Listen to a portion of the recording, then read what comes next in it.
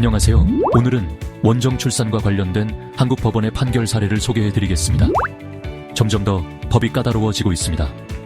오늘 사례를 통해서 좀 더 이해해보는 시간을 가져보겠습니다. 2005년 5월 24일부터 시행된 홍준표 국적법은 원정 출산을 통해 외국 국적을 취득한 자녀의 병역 의무 이행을 강조하고 있습니다. 이 법에 따르면 부모가 외국에서 영주할 목적 없이 출산만을 위해 체류한 경우 그 자녀는 병역 의무를 이행하기 전까지 대한민국 국적을 이탈할 수 없습니다. 이후 2010년 5월 4일 개정된 국적법에서는 복수국적 허용 대상에서 원정 출산자를 제외하는 규정을 명시했습니다. 즉, 출생 당시 모가 자녀에게 외국 국적을 취득하게 할 목적으로 외국에서 체류한 사실이 인정되면 자녀는 외국 국적을 포기한 경우에만 대한민국 국적을 선택할 수 있습니다. 실제 판결 사례를 통해 더 자세히 알아보겠습니다. 첫 번째 사례로 출산 직전 미국으로 간 경우에 복수국적 불허 판결을 받은 사례입니다. A씨는 출산 한 달 전 미국으로 출국하여 아이를 출산했습니다. 출산 후 아이는 미국 시민권을 자동으로 취득했고 부모는 복수국적 신청을 했습니다.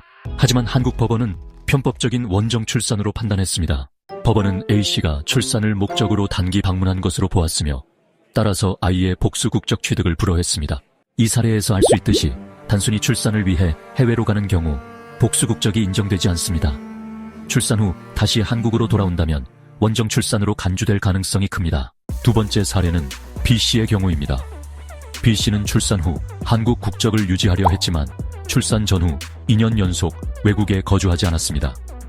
국적법 시행령에 따르면 출산일을 포함하여 2년 연속 외국에 체류해야 예외가 적용됩니다. 하지만 B씨는 출산 전 몇 개월 동안 한국에서 생활한 기록이 있었고 법원은 이러한 점을 이유로 원정 출산으로 판단했습니다. 이 사례에서 알 수 있듯이 출산 직전과 이후 모두 2년 이상 연속 거주해야 원정 출산에서 벗어날 수 있습니다. 따라서 부모가 출산 후 다시 한국으로 돌아오는 방식으로 복수국적을 유지하는 것은 불가능합니다. 세 번째 사례로 출산 후 4년간 미국 체류했음에도 불구하고 원정 출산으로 판단된 사례입니다. C씨는 출산 직전에 미국으로 출국하여 아이를 낳은 후 4년 동안 미국에 체류했습니다.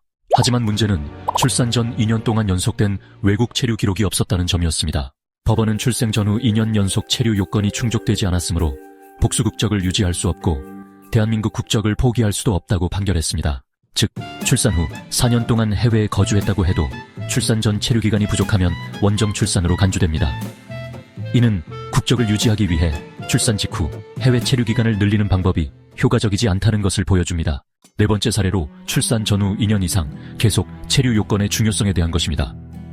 D씨 부부는 미국으로 이주하여 자녀를 출산했지만 출산 전 한국에서 체류한 기록이 문제가 되었습니다. 출산 후 2년 이상 미국에서 체류했음에도 불구하고 출산 직전 일정 기간 동안 한국에 거주한 기록이 있었기 때문입니다. 법원은 출산 이후 2년 연속 체류하더라도 출산 전에도 연속적인 해외 체류가 필요하다고 판결했습니다. 즉, 출산 전후 2년 연속 외국 거주가 되어야 예외 규정을 적용받을 수 있습니다. 이처럼 한국 법원은 원정 출산을 엄격하게 판별하고 있으며 단순한 출산 목적의 외국 체류는 인정하지 않습니다. 중요 사항을 요약해보면 다음과 같습니다. 첫 번째, 출산을 위해 단기 방문한 경우 복수국적을 인정받기 어렵다. 두 번째, 출산 전후 2년 연속 해외 체류가 입증되어야 원정 출산이 아니라고 인정받을 수 있다.